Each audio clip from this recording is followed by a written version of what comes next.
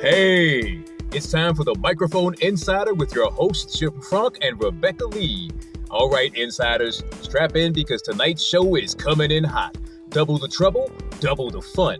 This isn't just a podcast, it's a 2-for-1 chaos special. Our guest, the dynamic duo of casting and chaos. Casting and voice director, the unstoppable KRISTIN Paiva, and the human hurricane of improv, Scott Parkin. I'm Terry Briscoe. And if you're not ready for this, well, too Suck bad. it! Welcome to the Inside. Ow. There we go. Yeah. All right. Thank you, Terry. Yeah, we got a double trouble night tonight. You're sitting in your big girl chair tonight, huh? You're up nice and tall. You see that? Yeah, I can. I do, yeah. It's a cleavage cam. I'm not going to say Exactly. the cleavage cam. There you go. Beautiful. We are back for episode something. I think it's 9 maybe of this season. I'm very excited. A couple things I want to get to real quickly so we can get to our guests because we have 2 for the price of 1 tonight, which is good. A couple things going on. I told Liz Atherton that I would mention this for her because she's such a fan of the show and a friend of the Insiders. She has this VO audition checkups going on. And you can check it out on VO Audition Checkups on Facebook or at Cast Voices on Instagram. Also follow Liz Atherton on LinkedIn. But basically, it's you get in front of industry experts, get feedback on your audition, all for $10 for a Q&A or $30 for both. And these are with people that actually hire voice actors.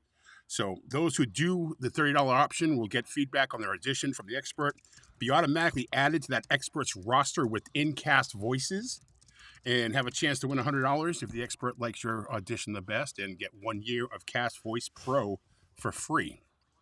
$250 value, so that's pretty cool. Check it out again at, VO Audition Checkup on Facebook and at Cast Voices on Instagram, and follow Liz on LinkedIn because she's just fun to watch anyhow. Indeed. Yeah. Mm-hmm.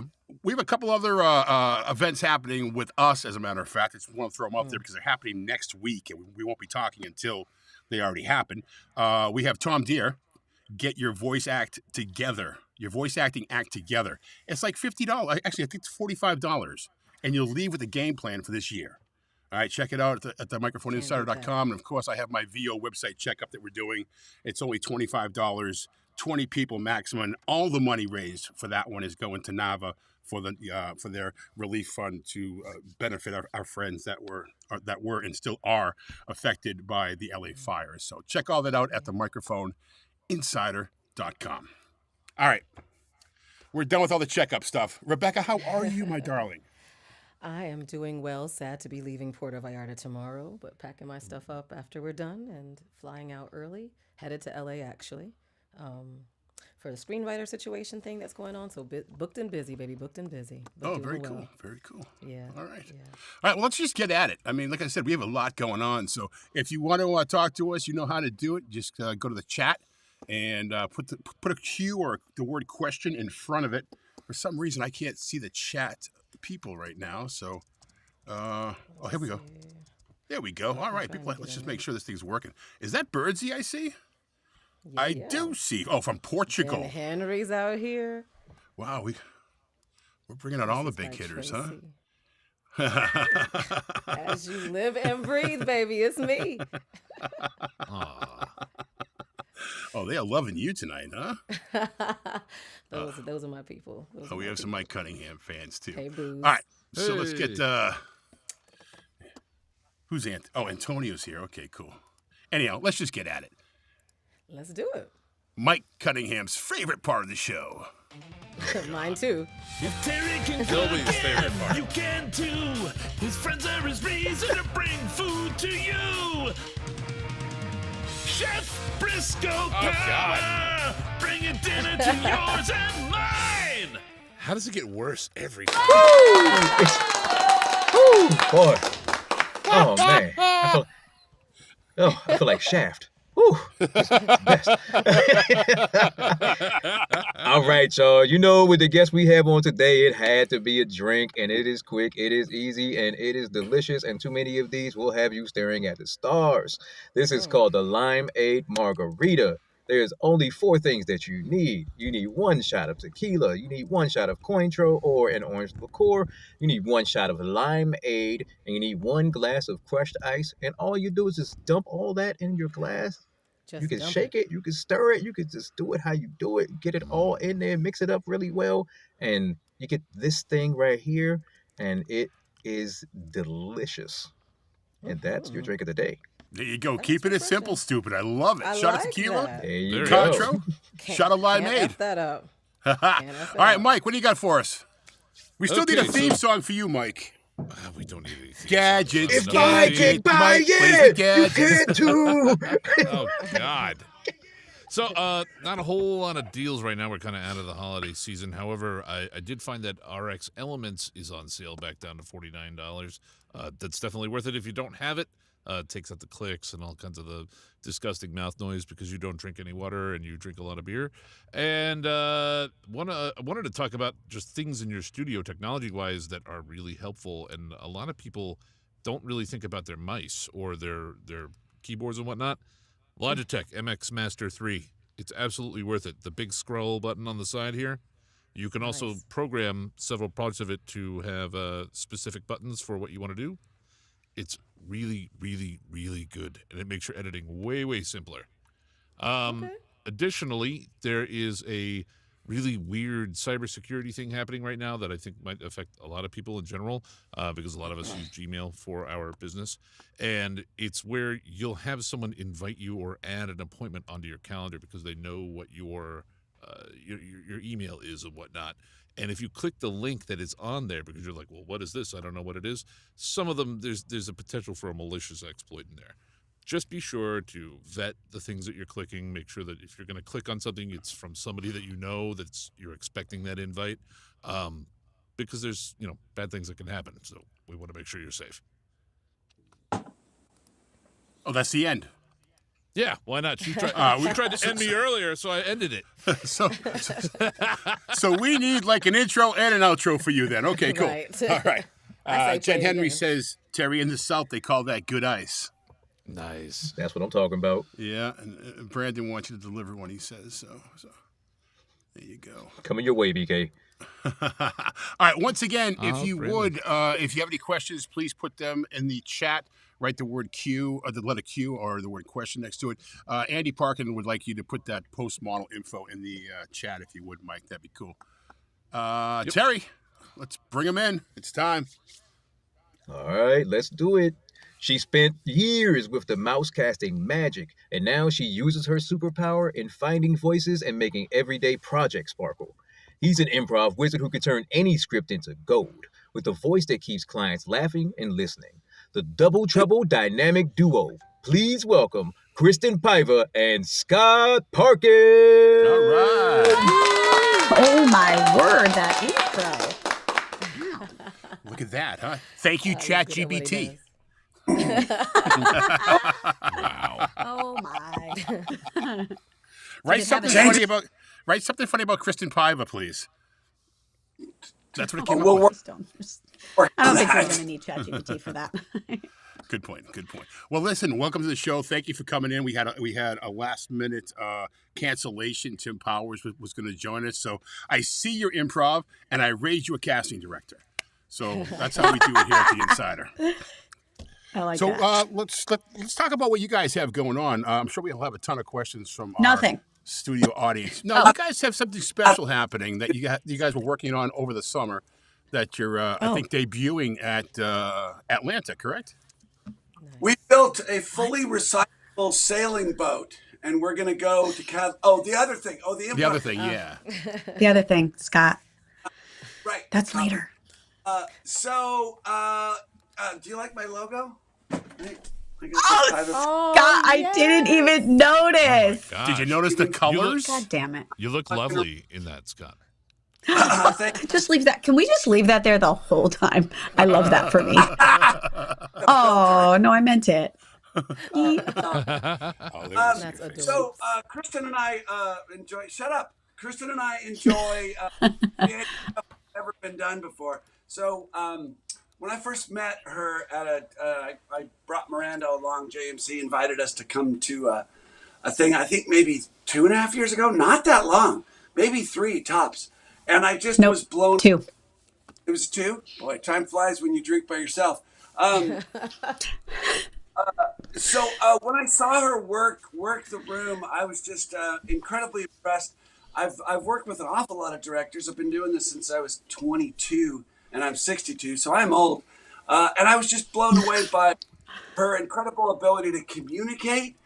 She had a whole shit ton of knowledge, but also very self-deprecating, and was able to get the very best out of all level of talent. And in that room, there were people who are on animated shows. Is someone sneezing? Please don't sneeze during my stuff.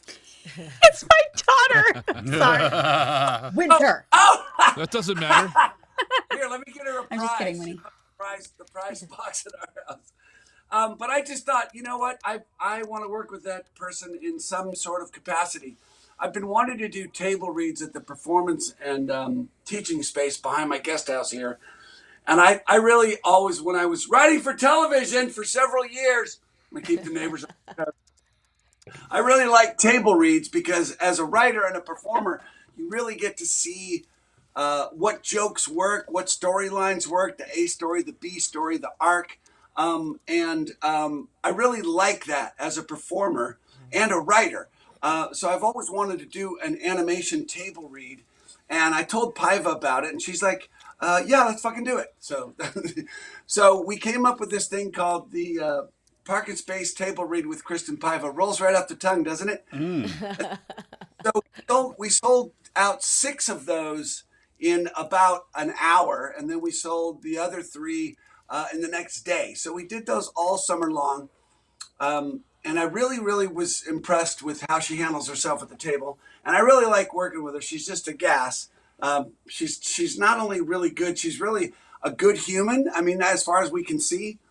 And I really, really, I really like hanging out with her, and we think alike a lot. So we came up with something. We wanted to do something that incorporated a table read with improvisation, because consistently I would hear talk about the importance of improvisation in animation. And you watch at the table. I mean, we had 6 people at the table, 6 observers, and we did that 9 times. So you see what works. And it was very clear that people that were comfortable improvising through the character, within the character, not editorializing and trying to wedge in a joke or something, but actually that their game raised up to the table. And you could see who Paiva was like, okay, this is a person I'm going to call in, and every time. So it was like, okay, so let's teach people how to improvise and generate characters. And then let's cast it, put a picture of the character that you're going to play. You're going to play the lawyer, and he's a bear, and a real bear. He's this way. He's pensive and thoughtful and really smart.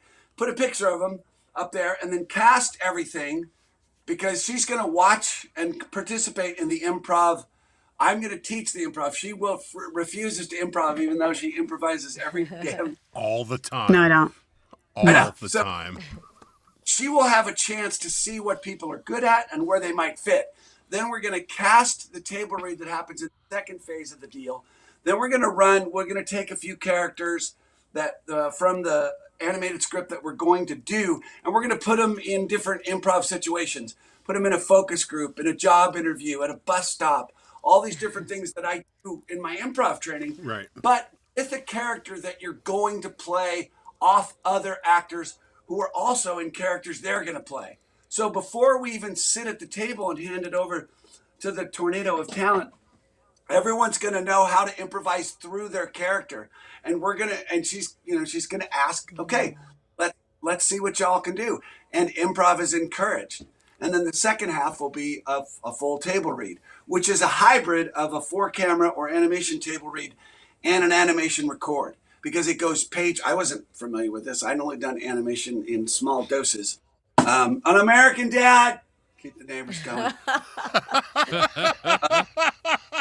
He is really the worst. So you go through one time. Honestly.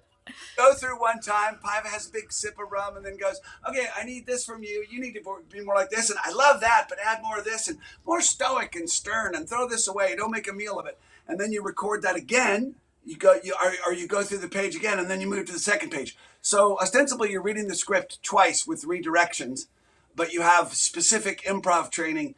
And we're damn stoked about it because it's never been done, including us. We've never done it. But it's going to be great. I bought my ticket. I'll be there. I'm excited for it. Hey, listen, we have a question here from Tony That for sounds Scott. amazing. Rebecca, you want to grab this for Scott? Sure. For Scott, what's the best way we can improve our improv skills while we're working towards getting coaching? That's a great question, and thanks for asking. I have a couple. He's theory- really. I should probably stay close. What's the best way we can improve our improv? Nice, they did your thing. They did your bit, Kristen. They did do my bit. Improve our improv skills while we're working towards getting coaching. Don't plan anything in your life. Just go out as if you have no idea. Oh, wait, that's what we all do. Trust me, you improvise every freaking day. Unless you're, Chad GPT, which I just came up with. You can jot that down. I'm Chad GPT. I like it. I think it's going to work. I would say go find a local. I mean, before coaching, I don't know how can you get better at something until I can find someone that can help me get better at it. Is a tough question to answer. But I would say watch. Whose Line Is It Anyway? Is Lovely Improv Games. They do a little bit. They plan ahead a little bit, and so they're a little. A buddy of mine, Gary Anthony Williams, is on that, and it's fun. You get the basic idea, but the type of improv that we're talking about is much different. On stage improv is like this. Voiceover commercial improv is like this. Animation improv is like that. Does that make sense? I feel like a big fat guy. Hey, how are you? Yeah, but can I speak to that really quickly, if you don't mind, Scott? Jump in. Let's go to Kristen at her house. No, I just wanted to say, a question is interesting how it was written. And I just want to say, I am a firm believer in coaching first. I always say that without a strong foundation, your house is going to fall. So with anything, it would always be a suggestion to seek out coaching. And guess what? You know who's an incredible improv coach? Scott Parkin. And he's doing coaching again, you guys, digitally. Zooming in. Whatever. That was so good. I did great. And I'm so glad this is the first thing I've said today. But Scott's doing it. So I think don't wait. Do the thing. Go work with Scott. There you go. Yeah. Don't wait. By now. That's Kristen pulling stuff out of the air, but it's not improv because it's her. No. For some reason. Terry, you have a question. I just can't. Sorry, Kristen. Absolutely. My question is for both of you, actually. I wanted to know if there are spots in the script that are more suited to improv than others. Always. Yes, I definitely would say so. But at the same time, I think the nature of improv is that can't be planned out, right? There's really not, I could never say, and I never would say to you personally as a casting director and a director, this is where you should improv and where you shouldn't. Scott may be able to speak to a different experience, but I think it comes about where you're feeling. Does it just flow? Improv really, in my opinion, should just be this stuff came out. Can I curse on this? I can't recall. You can. Absolutely. What the So fuck? great. Enthusiastically. It's really on Do you my mean brand. like on my fucking brand. swearing? Sure. Okay, cool. Yeah, just it just comes out, right? Because it felt natural for that moment. And I think that's really what you should lean into more, as opposed to be like, where should I add this? Scott? Yeah, it's not formulated. No, I 100% agree. And that's really what I Ask is going to focus on. Is acting and improvising through the character. I came up with something brilliant while I was coaching. I don't know who's going to I don't know what's going to be said, but I know who's saying it. I do this because they really are all characters, right? I'm mostly a commercial guy. But if the commercial is right now at Rubio's, you can get 3 of those for just $5. I don't fucking talk like that. If they pay me, I'm going to talk like that. but they are all. I'm a soccer player, and I used to play soccer with a guy from Central Casting, Scottish guy named Angus MacLeod, and he would go, "Scott, you prick! You're big. You're a giant man. Run into someone. You do not do a fucking dribble, you prick. Ricky, pass it to Ricky. He's a good dribbler. Do better." Right? I don't know what I'm gonna say as that character, but I know that it's gonna be yelled. I know that it's gonna be odd, destructive, and also a bit hurtful.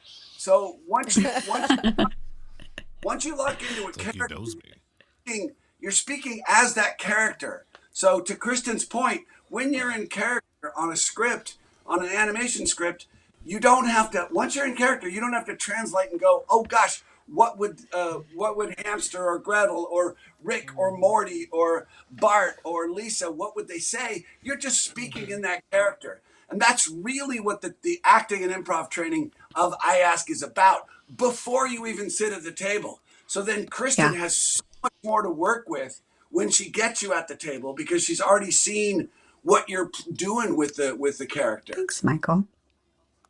That's awesome. Yeah, totally. You know what I'm super stoked about with this particular offering is that for years I have talked about how improv is incredibly important and it's so helpful in animation specifically. So what I'm, as a talent scout, I often will go to improv specifically to find talent because I think that they really translate into this space well. What I am so excited to see, because we've said we haven't done it yet, is to see how it directly relates and how much it is going to help talent get into their characters and then really feel more comfortable in that world, and really see how you bring it to life after improving in the character. Like, I'm just stoked. I'm really stoked to do it.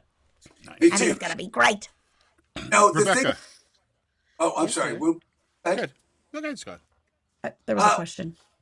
When we first started talking about this, it was prior to One Voice, but when we got to One Voice and began drinking or hanging out, we came up with, I said, why don't you bring your animation class and field improv class, right? So for the last hour of her animation class, they came to my improv class. And so she got a good handle on, okay, this is how character generated improvisation works. Because we're not doing the games. We're not doing freeze tag and stuff like that. We're doing stuff that really after generation of a character and how to commit to that character and act through that character. Yeah. Awesome. That sounds Any amazing questions, and useful. Rebecca? Not yet. No, I see we've got Just one. hanging in out. the- Okay. Well, we have one here from There's a lot Antonio, coming at you. if you want to grab Okay. it. Okay, Sharks. All Kristin and I need is All we 50,000 need. vote. God, Rebecca and I we did that. Somebody started talking about an idea, and I went, "Okay, Sharks," and I grabbed Rebecca. And all we need is $50,000 and a place on an island, and we're gonna make. So we went to that Damn. well. Perfect. Before we get to No, that's Antonio's fair. question, I ask. Sure. Does that stand for something, or we just ask questions? Oh Or yeah. Improvisation for animation with Scott and Kristin. I ask. There you go. Huh? All right, asked? Kristin. Thank you, Bruce Henniger. I do want to know: Yeah. is there still time to get in on that? Like, Well, when here's is the? we Great question, Rebecca. Thank you for having me. By the way, the lip color is phenomenal. Boy, if I was straight. So we were gonna debut it at oh wait, I am straight. So we were gonna debut. We were talking about the JMC about debuting it in Atlanta, and it's sort of there's no space and it'll be at night, and then we were gonna debut it in Vancouver, and then we ended up on the schedule at 8:30 in the morning on a Sunday, and I'm like, okay, well, we'll see. And then it sold out in under a half an hour. So Yeah. I That was think cool. he wants to let other people get some classes filled. We would be open to doing another one, but I think we're just going to do one in Via Atlanta. Then we're going to start doing an evening space, and then we're taking it on the road. What do we need to do the show, All we Kristin? need. All we need. What do we need? All we need is 8 people, a 15 by 21. What was your requirement? 21. Wow, I'm doing it. 21 space. I'm doing so great. but You're a doing room great. that's big enough for Scott to yell in, and chairs and some chairs, and We we're need there, two- and some we need rum. 2 Wait a tables. minute. Eight people. My bedroom's 30 by 15. Listen, That's a great story. Got that Jim's down. personality is big enough for 3 of those people anyway. So Sounds that's great. Let's answer we're Antonio's question if we could. Kristen, as a director, can you sure. give some pro tips on how to help an actor arrive to the performance that you're looking for, or that he's looking for? So, yeah, I think I may need clarity on the back half of that question, but I'm going to answer it in the way that I think that it's being asked. I'm going to assume, Antonio, that what you're asking is like when you're coming in for a callback or something, like how to arrive and how to show your best self.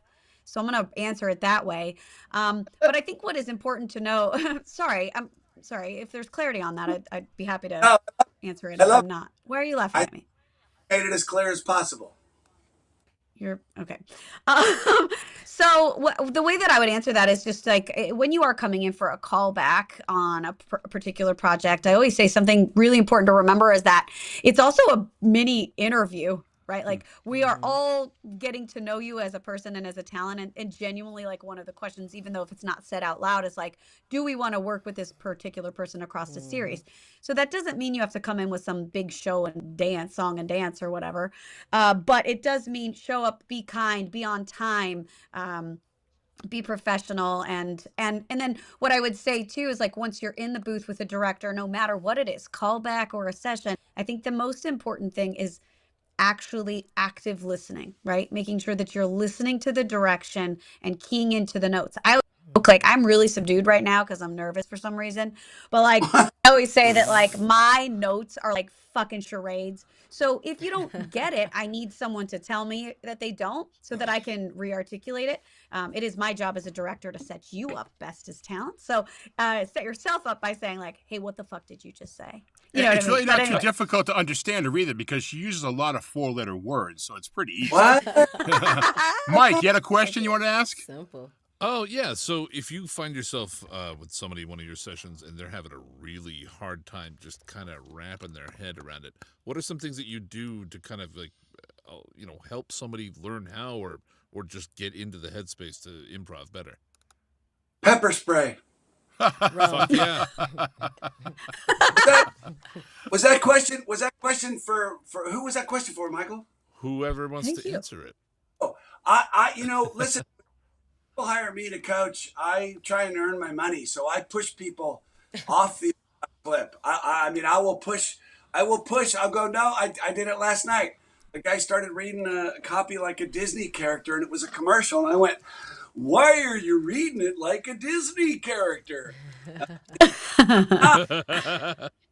Yeah, you are. It's supposed to be, oh, wow, all this for that for only $12? That's a fantastic deal. Not, all this for $12? Well, thanks, Mickey. I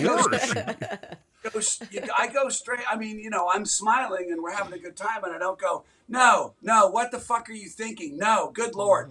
Maybe go back to Olive Garden and get a job there.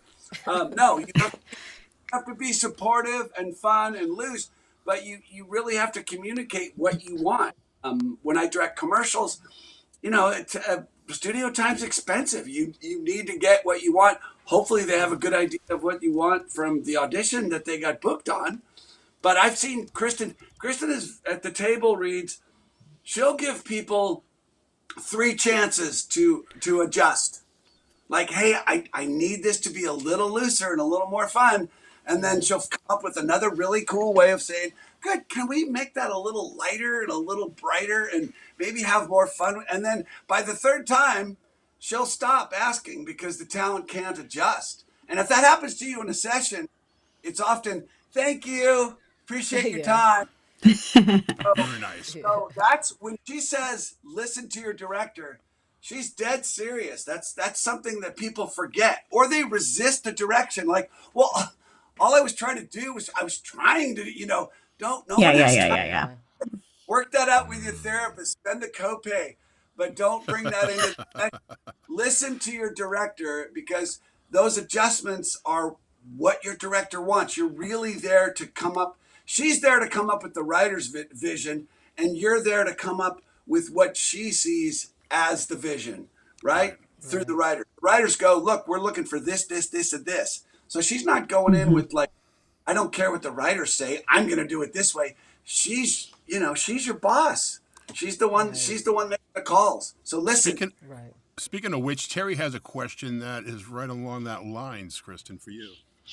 Okay. Yeah. Piggybacking off of that, well, you kind of answered it a little bit, but let's go into that a little bit further. I want to know. I know you're coming in with the writer's vision, right? But do you ever improv yourself from the director's chair? And if so, what does that look like? Oh, she does all the time. I do not improv at all. I don't know what you're talking about. I do not improv at all. I don't think. Well, I think though. So, you like, pivot. To be clear, I pivot. That counts. Yes. Okay.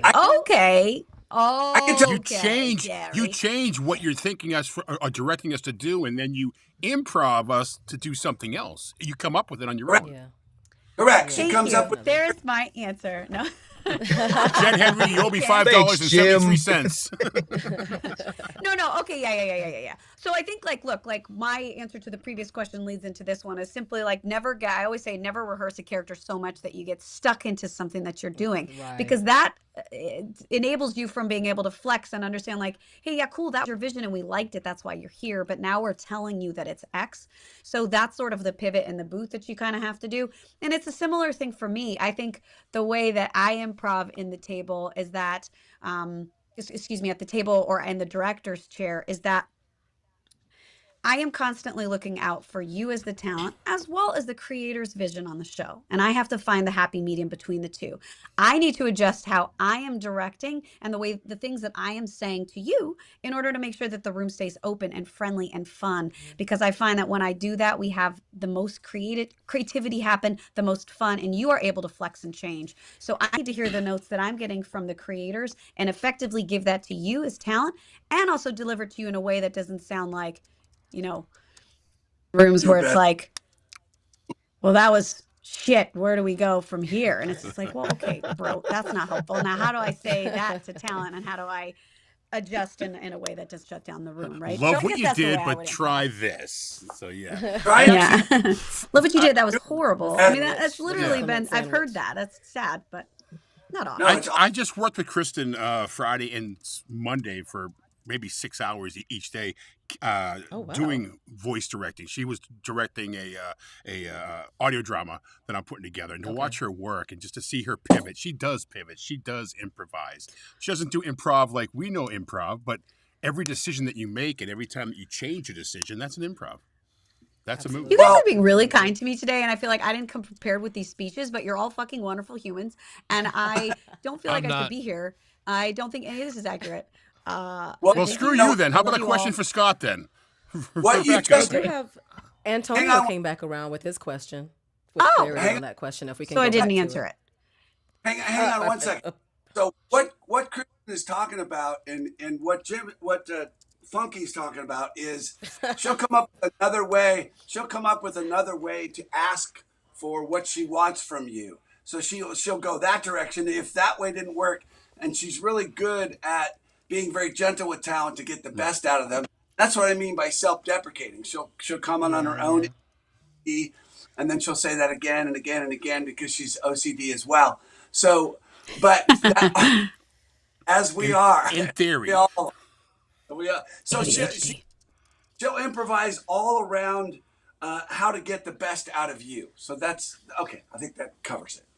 Well, and I'd rather take something on me to make you feel better. And sometimes it is us, right? Sometimes I realize it could be my direction, and it is not you. It is in fact how I'm delivering it. It is in fact the message. It's the line. It's the whatever. So we have to adjust to make sure that it works. Anyway, here we go. So this was a follow-up, Rebecca, right? With Antonio. Yeah, that was the one. He said, let me rephrase it, and try a different approach to the question. He says, KRISTIN, as a director, what are some of your go-to techniques or advice for guiding an actor toward achieving the performance you envision? Antonio with ChatGPT. Smart. Okay, cool. Yeah, no, great. So I think that we are dancing around this, Antonia. It's really what we're saying here is remain flexible. Come in with your vision, for the character, but also be prepared to make massive shifts. It could be massive. Sometimes you come in after, let's say you book something and then you come in as, you book a callback and you come in. The role could have massively changed from when you originally were there. So if you've just rehearsed something or you've got something so stuck in your brain, that is when you are not going to show up as well because you are unable to shift. We've also talked about that active listening. It has to happen. And I think we don't talk about that quite enough, right? Because a huge part of your jobs is listening. It's huge. So, and I'm not just talking about like listening, it's hearing what is being said and then turning that into something. I'm constantly amazed by you all's talent.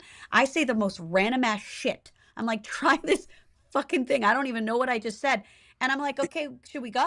And you guys do the thing. And it's like, holy cow, I don't even know what I said. So I think just being open to listening, changing, adjusting, and not getting so set in what was previously in your mind. And Scott said it too, like, I can tell you, I have had many people that I have coached or give notes to, and I'm like, hey, here's the correction, here's the adjustment. And I've had many people start to get combative and be like, is that a word? Combative? Yeah. Yeah. Yeah. Okay, great. I also make up phrases. Pick my ear. Pick your ear. Anyway, I've also definitely had people get like start to fight back and be like, well, I mean, this is what I was doing and what I was hearing. Look, great. I'm not telling you did something bad. I'm just giving you a redirect. So let's try it this way. Just being open to the adjustments and changes. You don't need to come back in with this is why I did X. And that really is what being an improviser is. You're flexible. You're able to go because the notes change. You may get in a situation where they're behind the glass and the thing isn't working, whether it's a commercial or a scene from an animated show, and they're going to change it. And again, if she says, if you're locked in, this ain't a fucking play. You're not going to come back and do the same thing, week after week after week after week. It's different. And you have to be nimble. You have to be able to listen and adjust to the. And I know this sounds like such a thing, like, stay in the moment. We go on in 2 weeks and you guys aren't ready, but everything happens. Gotcha. All right. Yes. And how do you work with improv without fear of being offensive? Those are two different. Talking about the yes and. The yes and part of improv. Yeah. Well, the yes and thing is just, it's a lot easier to go forward. Right? It's a lot. They're not asking a question about that. They were putting the question as an improv statement. Yes, and how do you do this thing? Get with it, Scott. How do you work with without fear of being offensive? How do you do it in life work? You have to have an edit feature that's character wide. You got to go in there and know that you can't. You can't say anything. It depends on the audience. If you're with Paiva, Paiva's in charge of HR and she cusses like a fucking sailor. So, but and I was gonna say you have to watch your language, kids, and KRISTIN, so you don't have to watch yourself around the kids. You just have to read the room like the other way, dude. All right, here's a question, Rebecca. Would you take it? All right. It's important to shift during the read. It's important. Let me give back the proper emphasis. It's important to shift during the reads. What's the shift, and how can actors adapt to the different sides? Great question, Vanessa. It's idiosyncratic and very specific to a script. You know what I mean? A shift will come in a read when it's asked for. Either it's asked for in the script, like, she's now upset about this and wants to move back home. I would read the specs and listen to your director for the shifts. But, if there isn't a reason, the director doesn't ask you for something different and there's nothing written, don't be looking to shift. Look to be consistent in your characterization. I think she might also be talking about a turn. We kind of refer to it on the directing side as a turn in a read, which is a massive shift in emotion, possibly. And I think that is what Scott said. It is very role specific. It is very line specific. But timing is everything. You're talking about a turn, Vanessa. I know we've specifically talked about this. You've been at the table, and a turn is a sharp shift in emotion from one to the next. They're stacked on top of each other, and that's the timing of it, right? Correct. I've gotten it right. Yeah. So timing, it is line specific. I've done it. We answered a question. Congratulations. It's line specific. All right. Let's see here. We have some more questions here. They're rolling in. They are coming in, yeah. Andy Parkin. I'm an actual Naval vet. Confirm. No relation, no. Paiva has got me beat. Face green, smiling. Talking about cursing. Oh, okay. All right. Oh, All right. I've been really tame right now, Andy. I don't know. Yeah, she has. She makes me blush. I mean, come on. Mike has a question for you both. Let me pull him up here for you. Here you go, Mike. Sure. That's not it. That's not the question I was going to That's ask. it, though. All right. So here, generic interview question. Can you both tell us about a time you were working with an actor or they made a pivot that was particularly, impactful or something that really sticks out to you? And what can others learn from that kind of moment? Gosh. Jeez. What is this, the SATs? You guys are asking some tough questions today. Yeah, it is. Such an esoteric question to say, have you ever met someone or you've done a performance where somebody made a turn? I did a play, my first play in 38 years. People in that thing, great turns every night, and I was always impressed. Different actors turn into a giant asshole after the third week on a show. I've seen that. I don't know. KRISTIN, field that one. I'm not sure how to answer that. Made a pivot or yeah, you know what? I'm thinking of one that is less, the talent that made the pivot, but I think it is important. I'm not going to mention the particular projects because I don't know why.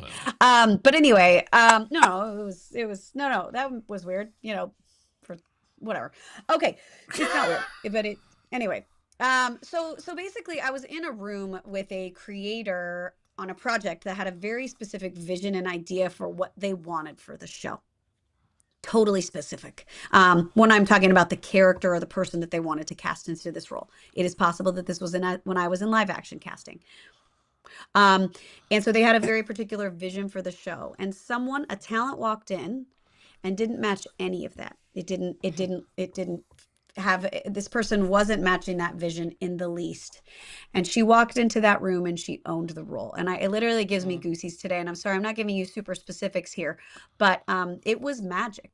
That moment that it was like, holy shit, goosebumps, my hair standing on end. This is the character. This is the person. Yeah. She became the role. Everything in the show changed because of what she brought to the room. So I'm not answering your question. No. I could think about that more. You are. That's a really good answer. Yeah. I think the other answer, the pivot on the writer's side, when Brock Powell came in, when you brought Brock Powell in. Man. Tell that story. That's a wonderful pivot. But from the other creative side, when they noticed, oh my God, this guy can improvise and do anything, we're going to start writing more stuff towards him. That's a pretty impressive pivot. Very nice. Yeah. So Brock Powell is a talent that I had championed for many years because I feel, they are incredible. They're just an incredible talent. And I was finally able to get them in front of Deanne and Swampy, co-creating Phineas and Ferb, just two of my favorite humans in life. Originally, Brock came in as some incidental characters. They started with some smaller entry-level type roles, right, on the series. And there became a time that very quickly within the first session with Brock was throwing out the funniest lines for literally just incidental characters in a crowd. I'm talking wallet, not even incidental. And Wow. Dan and Swampy both just stopped and said, we need to clear all of the audio to make sure that line rings through the entire show so that you hear it. And just from there, it just absolutely spiraled. And Brock was already killing it, but is absolutely killing it in this game. An incredible talent. So a couple things about that. It doesn't mean shout something that you think is funny, because Brock was able to read and Brock is incredibly funny and smart, and he's thinking and listening. So work begets work begets work. Make the most of every opportunity. Also, what I talk about at the table when she tells the story is be the person that people want to champion. Be kind. Yeah. Ben Henry's famous T-shirt. Don't be a dick. Be on Get the time. sticker. Yeah. Prepared. Be easy to work with. If you have to shout, scream in a pillow, do that like the rest of us. But be somebody on a champion. Don't be the person that people are like, they got a shit ton of choices. You know what I mean? Even they've got hundreds of choices. Then they have one of 10, and all of those people have the fucking chops. So when it happens like that, whether you're writing for television or you're on a show, you want to be with people that are easy to be around and easy to support and champion. So be one of those talent as opposed to the person that posts, oh no, oh my God, another fucking gig, loving the VO life. I can't believe another network campaign. I will never root for that person. I will never bring that person in, no matter how good. Yeah. Hi, Winnie. Hi, Winnie. I am another class for the vocal victims guys at 5. So this is my 4th one, the people that were ripped off. So I'm going to roll out in a little bit and teach that class until 7. And then Paiva's going to join me at the end of that. So I'm going to roll out pretty soon, but I just wanted to say that. And your daughter's okay? Oh, good. We good? She's good. Yeah, I think she just got, where are you? All right, Terry, you had a question. Yeah. I just wanted to know how often it happens that a person that was cast does not deliver the goods, and how does that go? Yeah, I'll be honest with you. Oh, go ahead. What were you saying, Scott? I missed it. I said poorly for that person. I have a brief live action story. My buddy Regan Burns, who a wonderful actor, he got to replace somebody, or he was called very late to replace somebody at Universal Studios, and he knew the actor that had the role that was fired on the set, and he's driving in, and the guy is driving out like, oh my God, he's driving. Oh no! I've seen people fired after table reads. I've seen people replaced after years on the show. This is live action. But Kristen can tell you more about what it's like when you hire somebody really deliver. It's a business, so they deal with it. Yeah, it is a business. Well, I would say, at least in my experience from where I came from, I will say that once a series is fully cast and greenlit, once a series is fully cast and ready to rock and roll, at that point it is rare, in my opinion, that happens. Typically, once we get there, I think that where it tends to happen, because we have checks and balances, as in we have callbacks. We make sure that it works. Oftentimes what we'll do with those callback auditions is, if they are undecided, or even if they're not, they'll cut the voices together on the back half and just see if everything's flowing and feeling right. So it is incredibly rare that it happens once a series is moving forward. It can happen. I have fired big names off of shows, but largely because they were dicks. You know what I mean? Like, that was honestly why. It wasn't about their performance. It was because they weren't fun to work with, and we're like, well, we don't need this. It is most often a personality or a work ethic issue, and not a performance thing, because usually an actor can pull off the performance they did. And like she says, there's a lot of vetting. All these callbacks on a show, you're going to be married to those people for several episodes and possibly years. So they take that. Yeah, so sorry, Scott. Yeah, on series work, it is really years, because years and years, because one episode takes a year to make. So yeah, I think it is rarer than you think, but it does often happen in pilot stage. And I think that sometimes, it could be a particular performance, but oftentimes changes happen in pilot stage because of a big change in the script. So sometimes it's not necessarily about you at all. It's nothing that you could have adjusted or changed. It's not about your performance, but it was something that changed in the script or in that particular character that unfortunately then made your read one that we could not move forward with, if that makes sense. So it is rarer than you think. Or a creative. That'd be painful. Oh, Rebecca, we have a question from Virginia, if you would. That's right. Question for you both. In your opinion, is there a sweet spot to avoid over preparing, especially for character heavy parts? The number of times rereading a script, time spent playing with it, etc. for me, I tend to go in. If it's an animated thing, I want to be very familiar with the script, so I feel like I can improvise and come back and pick up the script where I went away. I don't get a chance to do a lot of animation in commercial auditions, on camera film auditions.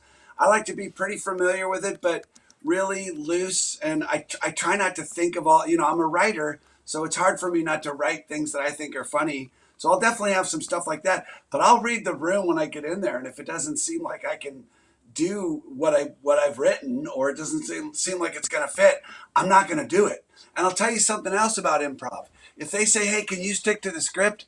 I say, thank you. Absolutely. Of course. I'm going to enjoy spending the money that I get. I'm going to use the money you give me in exchange for goods and services and shelter.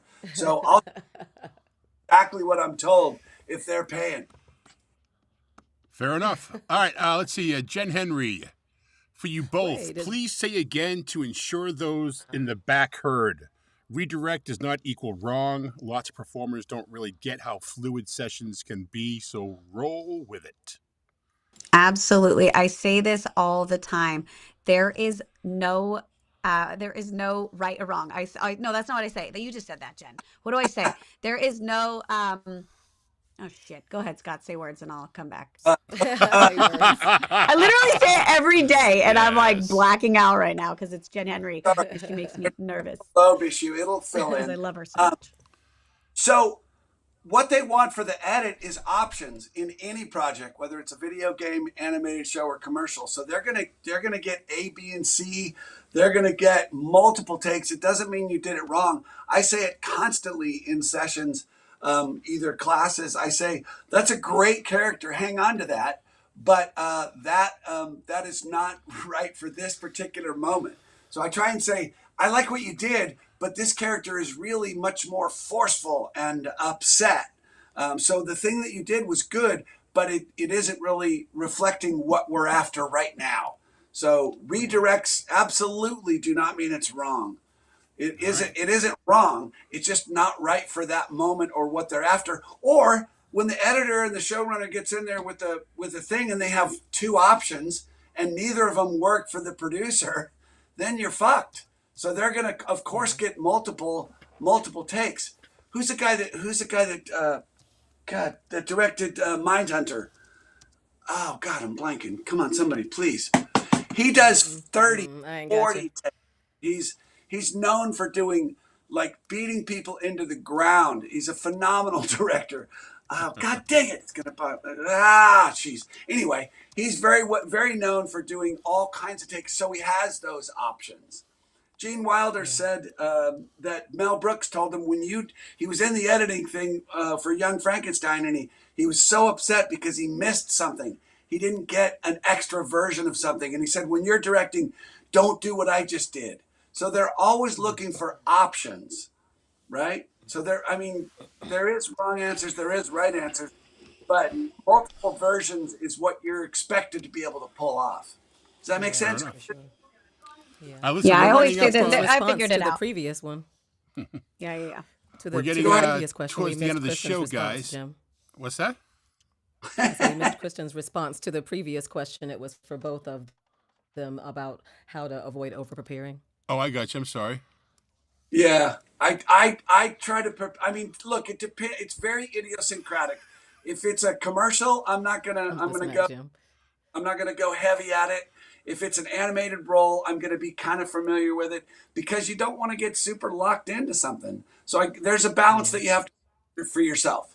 Does that make sense? There is no assignment. I always say there is no assignment. It's just interpretation. Oh, that's it. Kicking it back to you, Jim. That's all right. Rebecca. Right. Well, actually, we're coming up against the clock here, so I would like to get our speed round questions in with you guys real quick. And I know Terry and myself have a workshop we're doing at the top of the hour. So we are going to knock it off So do real I. quick. We need to cut it. Yeah. Special. Okay. We're going to ask one question. Kristen, give your answer first. Scott, yours next, okay? Oh, fuck. He's the improv guy. Give it to him first. All right. Fine. Christ. Scott. Are we doing 2-4 on each question? Is it going to be, or is it? Because I plan to do one different question so that there can't be any follow up. Shit. All right. Improvise your way All through. right, that works. That works. Okay. So you give questions to Scott. I'll give questions to Kristen. All right? Okay. You go, Rebecca. All right. Well then, Scott, singing in the shower or dancing in the mirror? Singing in the shower. I don't need to see anything that I see all the time. Do you snore? Yeah, I think so. Yeah. Are you talking to Kristen? Yeah. That's Kristen. Yep. I'm back to you, Scott. Would you live without phone or live without your phone or live without coffee? Fuck me. Yeah, that's a tough one. Coffee. Okay. Speaking of coffee, in your best Elmo voice, tell me how you like your coffee, Kristen. Oh, fuck off. I am absolutely not doing that. I am absolutely, decline. That's not happening. I just can't. I can't do it. How do you All like right. your coffee? In that case, what temperature do you like your thermostat at? Oh, fucking cold. It's got to be cold up in this thing. I'm hot all the time. Oh. Cold. My family is always freezing, so it's typically around 68, but I would probably prefer 65. Oh my gosh. I'm hot all the time. Jeez. All right, Scott, two more pet each. dinosaur or pet robot? Dinosaur. Fuck yes. Definitely. Yeah.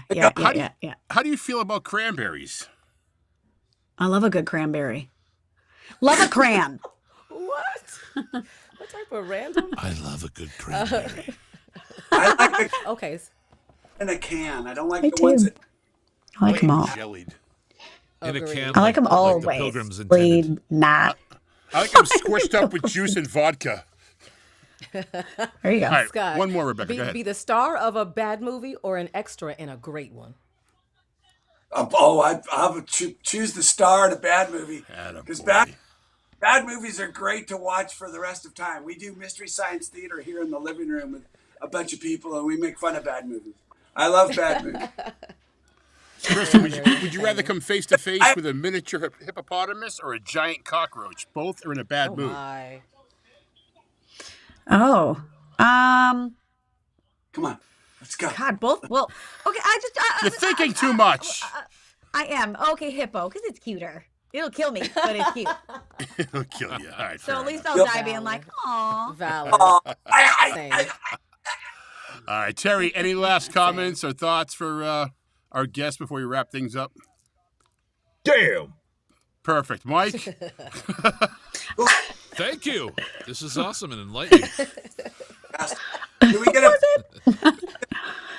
a still picture for the website and the promo? We sure can. Let's do Hold it. on, let me. I'll take Oh, the shot God. for you. Yeah, there it is. There you go. Boomba. There you go. Fair enough. All right. Actually, one more. All right. Hold on. We're going to preview Wait, those. what? Some of the other stuff is in there. 4 and 1, 2, 3. All right, cool. I'll send that to you guys. All right, thanks for Fantastic. joining us, guys. Thank you so much. KRISTIN Paiva, Thanks for having Scott us. Parkin. Oh, my God. you. So glad to have you both here. Say this. Hey, guys, we will come to your town with I Ask. It's a phenomenal program, and the schedule is going to fill up. We're already headed to Vancouver and 2 other cities that we can't talk about. So if you'd like us to come, please contact us and get your name in the hat, because we are taking this bitch on the road. I can find you a place in Boston, that's for sure. Oh, and by the way, we're doing a live version of this show at VO Atlanta, and you guys are more than welcome to come drink. Oh my God, Get fun. ready. Yeah, so Cool. it might be Friday night, but we're going to do it anyhow. Lots of fun. I got to roll. All right, thank you so Bye, much. Scott. Thank you both. Bye, y'all. Thanks, everyone. KRISTIN, thank you so much. Take care. Love you both. Thanks for We'll having talk us, soon. guys. Bye, Winnie. All right, hey, what a show, huh? That was a lot of fun. Well, we That got was really big awesome. and We bright knew it there would for a be. second. Yeah. You got really big. Right? Yeah, we did. I should bring you guys in for this, but it's too late. We have to go. Every Thursday night, every other Thursday night, 4 o'clock Pacific, 7 p.m. Eastern. Thank you so much for joining us tonight here at the Microphone Insider. And 1 week away, we will put our our Facebook group back to the Microphone Insider. So look forward to that. Yes. This is not supposed to say Tim Powers. That was supposed to be tonight, but we have Tina Marasco coming up for our next show. Yes. And I believe after Tina, we have JMC. So Yay, that'll be okay. a whole lot of fun. Cannot wait Yes, for that. indeed. Terry, thank you. Mike, thank you. Thank you. Rebecca, Take it away. thank you. Hey, where's Dorian? Hold on. I didn't see her name anywhere. What's going on? What did you do to Dorian? Dorian got some business to attend to. have you done? Dorian, are you okay? Are Dorian, you okay? blink 3 times if you can hear us. What have you done with Dorian? Sorry, that's a lot.